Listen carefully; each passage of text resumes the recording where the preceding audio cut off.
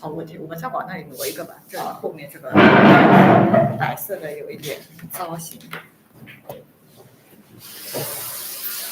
那我们还是录那个。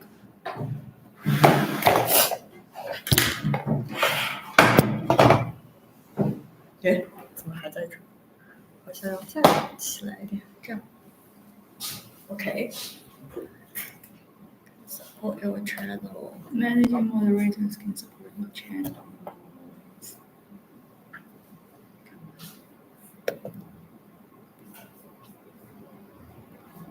Are we on live? So any audience can pop in, or it's more like nothing happening? End the stream. Edit, what is edit? Edit. I see. Okay. New to podcast live. Okay. So let me find out what topics we are going to talk about. What's really life? Still have no idea what to talk.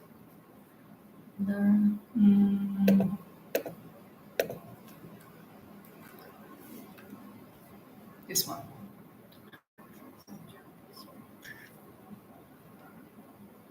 Oh yeah, the Olympics. Yes, so this one is actually just for us to record anytime in a new format to see how the YouTube channel can work better later for our different products. But let's still open this. Do the opening, right? Properly. Okay.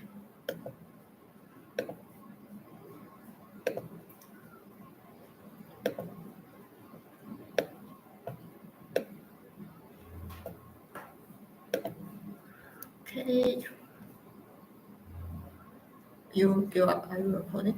Yeah.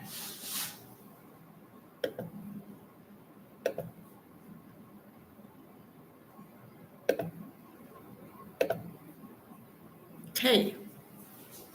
那我还要录吗？可以录一下。那我手机快要没有内存了，这个也是 bug。Okay. Hi everyone, this is Emily and Summer hosting Thai China. With cross-cultural study and working experience, but both born in Shanghai, we have seen lots of information asymmetry from international sources and local perspectives. This brought us the idea of opening this podcast to show the real China to audience who are interested in this topic. The program will be released bi-weekly to present the fresh China through Chinese popular topics, brands, and high-attention events. If you would like to know this country from a local voice, please enjoy it. In our podcast profile, we have an email address for any open remarks or suggestions. Feel free to reach out to us. Yeah, hope you enjoyed this episode. And this is our first time to try to record this on a YouTube live channel. So if anyone's interested to see our face, you can go to the Thai X YouTube channel. Yeah, right. And it's TIX and looking for the TIEX logo. Then you will see the playlist related to the podcast. I find it's very interesting that it's actually the only day I didn't really do makeup and I need to show you the camera. Yeah, we need to do some preparation next time. But anyway, this episode is mainly also for us to test the YouTube audio receiving end, if it's work in this way, and maybe later on we can do more editing afterwards. But for the live stream, let's just try it. And I foresee that we do have a lot of time difference with most of our audience. So it doesn't really matter about how well we did the live stream, right? It's more like on us to record the stuff properly with both video and audio, then everyone can enjoy it anytime you want. So today what we are going to talk about, it's already kind of old news, is about the Olympics. I shared the topic last Saturday with Summer, I think it will be very interesting just to hear from the China perspective on how the Olympics looks to us. Mhm. From another perspective, Yeah. since we maybe as an audience we just focus on the result, how many medals those kind of sportsmen get. But yeah, But still, we can start with this: is how Mhm. Chinese perceives Olympics in general, Mm. right? Mm. So what's your remarks on that? Well, I think that based on the results this time is very good thing. I mean, for China, it's very good that we got I think the 40 yes. 40 gold medals, which is the most gold medals we got, except the Beijing Olympics. Beijing Olympics we get more, but for those kind of Olympics held in other countries, this time is the most gold medals got. Yeah, and I think it's the first time other than the Beijing where we get the same medals, golden medals Golden as medals, US, right? Which match or which gold medal you have, impressed most? I actually pay more attention to those not that popular ones this time. Mhm. There are things like I don't know how to say it in English. Actually, there's this dashing board coming out, and people shoot it in 5 times. That one. In Chinese it's faded, right? Yes, and that mainly it's all the shooting games. I was really impressed because that one it used to be many Koreans they won a lot, right? But this time for things like 10米气枪 or something. But I think for the shooting, China team is always the very strong at this area, and I think maybe for 4 Olympics or 5 Olympics, China team is always got the first gold medals Mm. in Olympic games. So I think for this part is good. I think Korea is very good at 射箭. Yeah, the all the things with guns basically. I was quite impressed. Also, the flying saucer is one, and the other one is the 气枪 one. 气枪 pop gun. So there's one like there's a red saucer flying out, and they need to catch it directly. So for these kind of different games, first of all, most of our athletes they are very young, but they are already achieving quite good results. And the other part is, I think it's more on the education side. Is the whole training system seems like more healthier or how to put it, more with more science embedded in it. At least I feels like so. So that's why even for those swimming and ping pong, just it's one of our strongest, right? But for the swimming side, it used to be US that's really who's really in that strong in that domain. But this time it's us that's winning the golden medal.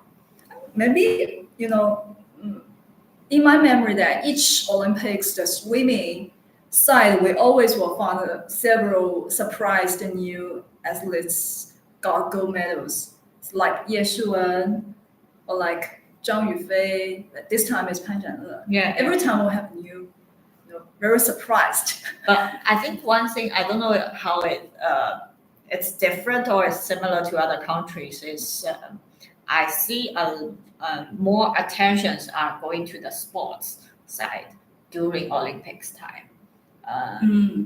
Because not many people are that athletic or that sporty in general in China. We don't have a workout culture, right? And but every time during Olympic or even after Olympic, there's this trend of people catching up with some of the working out session or catching up with some of the sports they want to try. This is flow. I think the Olympic, not only for Olympic Games, every time we have very attractive with big flow events. Yeah. And you will have some follow-up reactions from ordinary people. Maybe they will try to do this kind of thing. Because what I want to mention is actually the Winter Olympic. So again, it's a very government top-down policy or kind of encouragement. The campaign literally says that it's 3亿人上冰雪, right? They want to push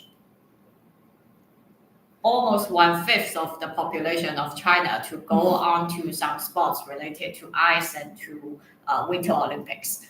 So that's the slogan around the Winter Olympics time. And this time, I think it's more around how people are discussing these. Even within my own office, there's a lot of things that's relevant to every lunchtime. The discussion, it will be at least 70% or 80% that's really focused on the sports or the games we watched in Olympics that last night. Yeah, but I think that it's good trend that we can leverage those kind of big events to as an advertisement or as a kind of trigger things to push people to do sports. I think this is very necessary in China, not just to focus on like studying all this kind of. So every time there's a boost related to sports when these big matches comes, and I think Shanghai is really doing a kind of a good job here because we do have the tennis Master Cup. We do have the F1, all these international different competitions always happens here. So there is a lot of chance that the young people, young generations, they can get to know these kind of different sports and get involved. I think that's more on the impression of Olympics. But what we really want to talk about this time is on how the topics has been converted into other trends in China, not only about workout, but also about the sales related, the marketing side or the consumer goods side. What are the relevant things? So the interesting thing is because the athletes from China, they are very young this time. And everyone is born after 2000. Yeah, most of them born after 2000. Born after 2000, meaning all of them are Gen Z. All of them are millennials. Is that the word? Or all of them are actually netizen from their born time.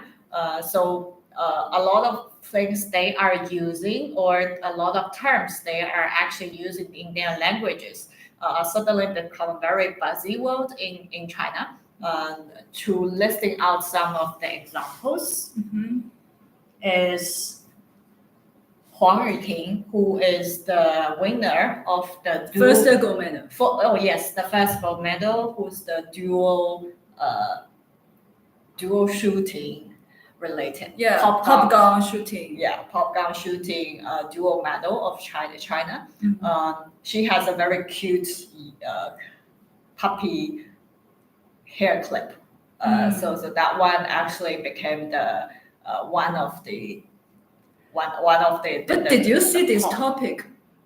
Not really, because I don't really do that much like searching. Actually, to be honest, I check the Weibo every day, but I didn't see this topic. The only thing I saw on Weibo, the popular topic about Huang Yuting is the name, username of Weibo. So when you check those kind of young people, young people's username on Weibo, very interesting. For example, like another champion, another gold medal winner of this, the boy, Shen Yuhao, maybe Shen Lihao. So his username on Weibo is like eating brother, something like that. I think because they have been on the internet or being what we call surfing on the internet, right? Being the surfer for a long time, so they really get how to engage with the audience or engage with the fans. So they just for those kind of people born after 1980s, that generation X, maybe they sometimes it's difficult for them to understand the status of those kind of young people. I don't think exactly why you didn't receive such information also says something. Uh. Is they are really fragmented right now. Yeah. As the what's young people's trend, what's our age's trend, right? Yeah, maybe this is the reason. Yeah, and also 2 days afterwards is Guo Jingjing, who is the judge of the 跳水, how to say that? Diving? No, water jumping. Water jumping. I don't know. That's just the 3 meter, 10 meter different, different water jumping. Is that what? Water jumping. And anyway, so one of our strongest competition or specialties. Yeah, I think this is very popular because of Chuan Hongchan. Yes, Chuan Hongchan is the winner, and she is the winner because her scores are basically almost perfect from any judge's eyes. And this time, actually within the Dive. Dive. Dive. Okay. So within the judging committee, the leader of the judging committee is also from China, and who is the previous winner of all gold medals in this category. And also after she's no longer the competitor or the athlete, she actually married to a very famous family in China, which makes her like always being on the buzzy side or being in the topic. But this time, because she's more like a professional woman who's joining this committee, so there's a lot of buzzy things around her, and one of her topic around her is about the white T-shirts she was wearing during the judging time. And I actually saw the relevant post. So during that post, basically, there are some people asking her about what white shirt you are wearing, which brand is that? And she was really surprised, saying it's just from the Olympic Committee. It's the official uniform, and nothing special about that. But because of her charisma, because of her status as a very professional and experienced athlete, and so everyone is really kind of admiring her in a role model way, I would say. And also at the same time, the Chuan Hongchan, the winner, she's very young, still like a teenager, but a very fun girl, wearing different stuff like a Nemo like very natural slippers when she's out of the water and going around in the court.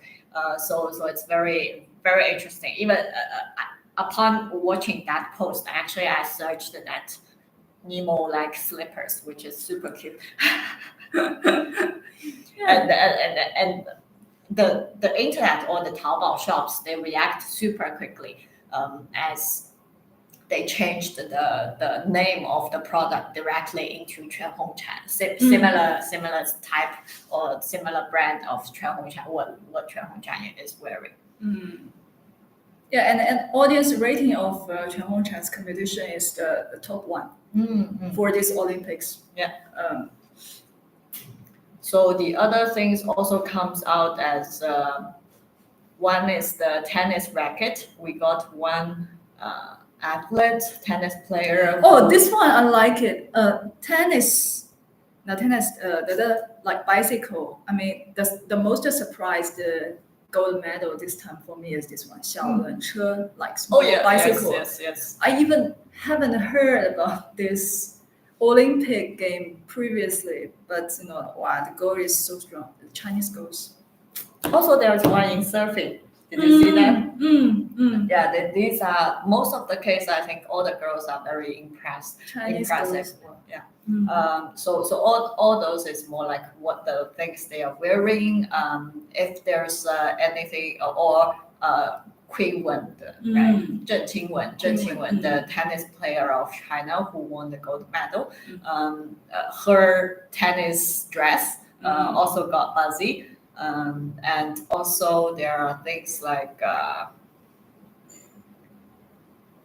other players stuff. I think all those are quite popular. OK， 让我先去拿个外卖。好。但是我聊完再吃吧。好的。We got food delivery.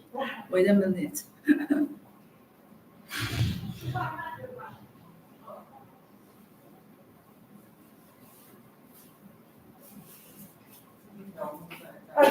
要关掉。我先把它调。可以。没问题，换这边。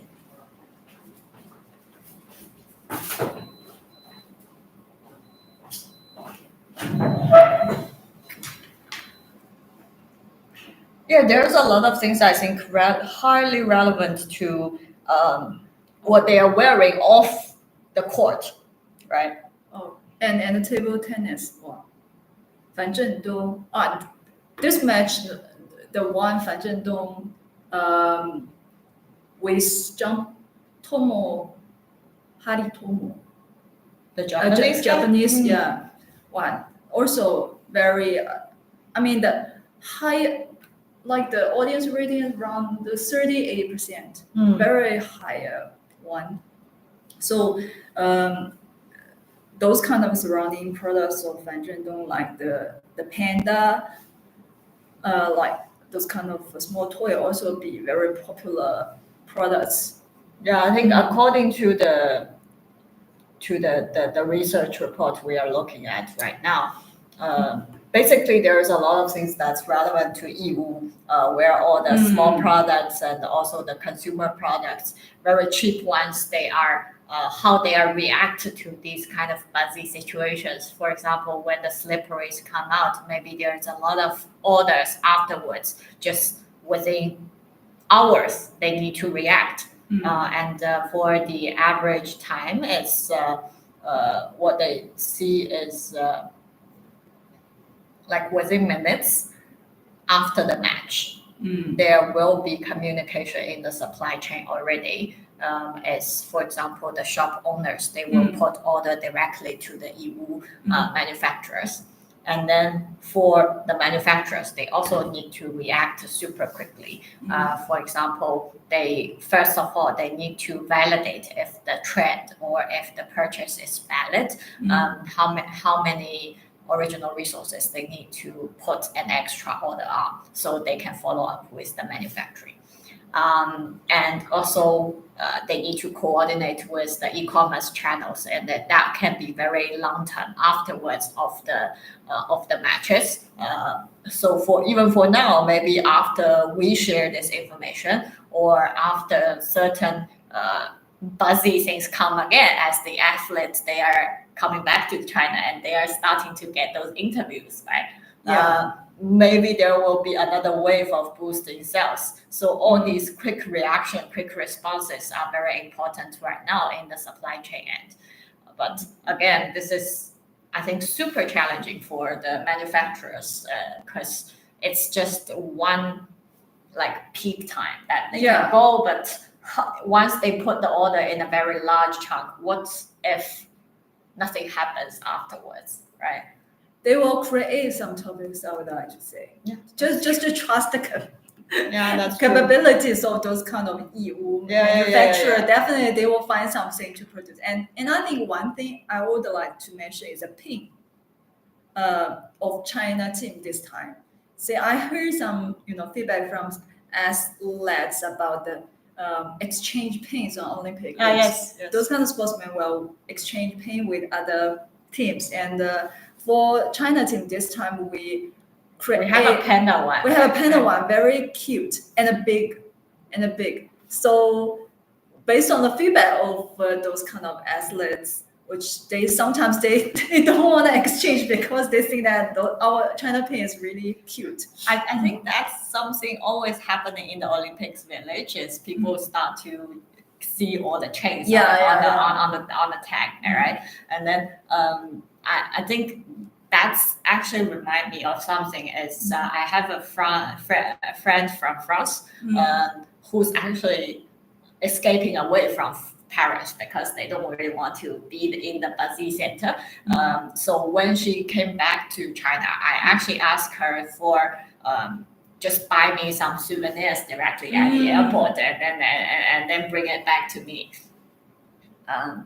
Because that souvenir, what I see is actually a French Paris Olympics color designed bracelet. So it's a very small souvenir. I saw it on Xiaohongshu. Mm. And then my friend, when she was actually in Paris souvenir shops, Mm. she cannot see that product. Mm. So I think it's more like the Xiaohongshu account is using this chance to asking the EU manufacturers to do something relevant to the Olympics, but it's not really official souvenirs. Mm. But they are positioning themselves as I'm in Paris. I know friends in Paris. I can buy the souvenirs for you. So tagging them with the official thing first, and then they can actually make a fortune from that. Mm. So I was quite amazed. Like this is really the information gap, right? Mm. There's no chance when I was looking at the Xiaohongshu post, I will think about let me go to the Olympics website to see if it's a legit souvenir or not. I will only buy directly based on the appearance and buy because of its Olympic attached. Mm. So it's quite amazing. Then another thing that we can also discuss about that. Sometimes I feel that now those kind of athletes are not just the pure athletes. Sometimes they are flow center. Mm-hmm. Yes. Those kind of sports people, they have a lot of fans. Sometimes even more than their fans. Number of their fans are even more than those kind of stars. Yep. So actually, Especially in ping pong, right? Yes, and those kind of fans culture are also amazing. No, it's actually also got very scolded or very controversial here in China. Yeah. For example, when the final competition of ping pong was happening, right? It's actually first and second prize both are Chinese, but there's one who's having a lot of fans following her, and the final winner Chen Meng was actually just with less fans. With less fans, but she's a superb athlete. But it seemed that on the side that not a lot of audience on site congratulate the winner. So this is something I feel a little bit weird. It's super weird, I think. So for even for foreigners on the site, seeing this, because both of them are actually should be congratulated because they are Chinese players and they are winning the medals. But because of this very absurd fan culture, there are things that going a bit wrong. That's for one. And I think also for the ping pong side, the good thing is for commercials. Yes, exactly. I'm going to mention Xu Xing actually. Yeah. Xu Xing, he didn't. He was not in the Olympic this time, but he was very well known as the previous athlete who's joining a lot of ping pong games, and very famous. And also because he's a fun guy, so there's a lot of mocking memes around him. So this time, when it's Olympic times, he actually leveraging this chance to open his own. The shop is already there for a while. He opened his own ping pong court in Shanghai, attached with his name. But at the same time, this time there's a lot of product line which related to sportswear, which related to ping pong game itself released, and the brand and the name is called Superman. So it's not Superman, but it's Xu Xing's XU as the starting point as Superman. So for this, the whole fans or followers of him, of his account on Xiaohongshu or on other social medias actually doubled or even tripled during the Olympics time. And I think right now it's almost reaching 3 million? 3 million followers. And imagine how many commercial conversion can happen within that number. So that's quite amazing. The design was good, and also the fan culture is positive in this sense, and it's very good for the athletes or the sports itself as well, because they can earn more money afterwards when they are no longer the peak time of their athlete time, right?